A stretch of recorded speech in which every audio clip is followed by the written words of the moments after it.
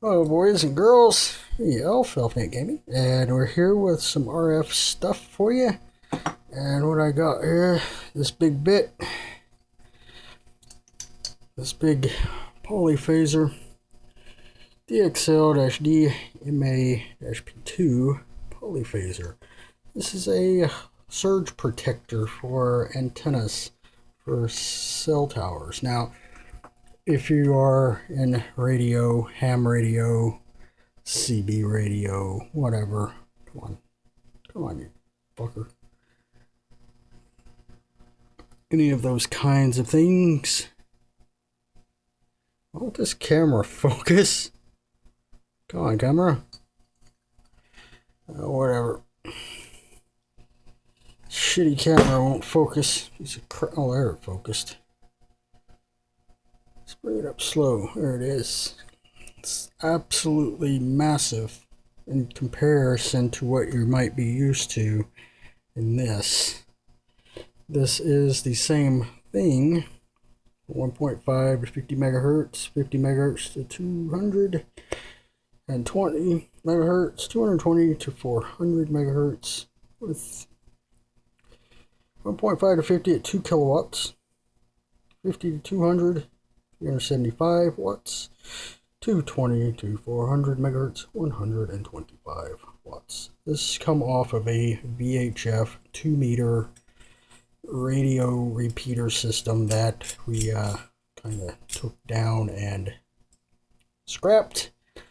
As you know, it was abandoned, and though people wanted to use it, they weren't paying the electric bill on the tower. The owner died, so we took it apart. It's all Master 2 thing. This is for 800, 900, 1800, and 1900 megahertz. PolyPhaser uses this big type of connector. It's fucking absolutely massive. And we'll see what's inside this. It just unscrews. And this is what we have in there. We have polished aluminum. We have our insulators, and we have our protected side plateau. And on this side we got, again, polished aluminum.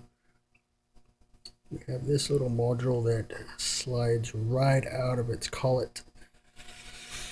Jesus, this phone camera. That goes in there. That slides right out like so. Teflon insulator, polished collar with that end on it. Yes, this end and this end will go together if it needs to. This side also pops out. Again, Teflon insulation. It's big brass. And when they go together in the connectors, you know, like these two connectors, like you have one with this and one like this, and they screw together. Like for the cable, coaxial cable, like this one. These are adapters, by the way. That's the internal, how they come together, male and female. But inside the lightning protector, these things get, I'm not real sure how far apart these things are, but I'm going to assume here, let's get that one, probably about like that. They don't actually touch. I don't, they might. I'll tell you what, we'll just do the common sense thing, put it back together like this. Absolutely nothing in this. This is stainless steel, by the way, not aluminum. We have that piece and we have that piece.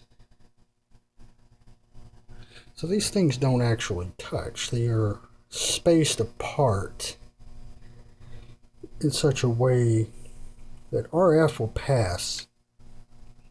They can't, but if lightning hits, lightning will be expelled into the shield, onto the side of this, and not go that. So let's get it back together. these smaller ones, it's the same deal for the most part. This one here would be a bugger to take apart, but it's the same principle in that small one as with the larger. So that goes in like so. It's back in. Oh, look at that. How that's made. Let's get the camera to focus. See how that's made.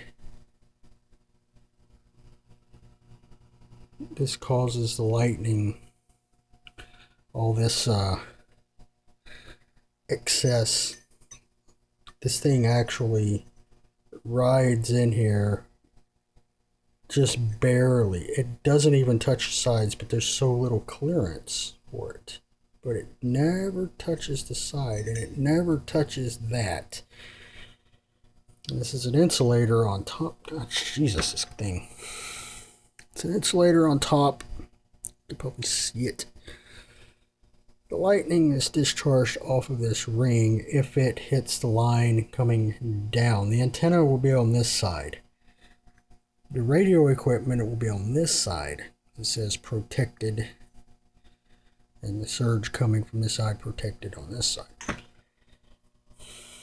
So to come down, shortest path to ground will be this ring and be expelled off. Now the nature of microwaves and RF is that this isn't going to block microwaves. This is an insulator for electrical, DC, AC, whatever. That will pass RF as long as this ring is not touching this metal. The lightning or surge or transient or whatever, even EMP to a point, will be discharged off of this ring onto this side. And this side, if it's grounded properly, will go to ground. These are used today in cell towers in the US. It's multi-band stuff. I have more than one of these. I have a few of these. I can't remember the type of connector this is. These are adapters that took it from an in, from a test set to an in. Here's the other one. See the interlocking goes on. You mash it, tighten it on down. There it goes. We got that. And then here's the other end. That's really cool though, how these are made. I actually like these big connectors. I would try to get them as a standard on a lot of my commercial stuff. These types of connectors like this, getting away from these. And only using end connectors for 1/2 inch instead of the big stuff here. But anyway, this is an inline for an N.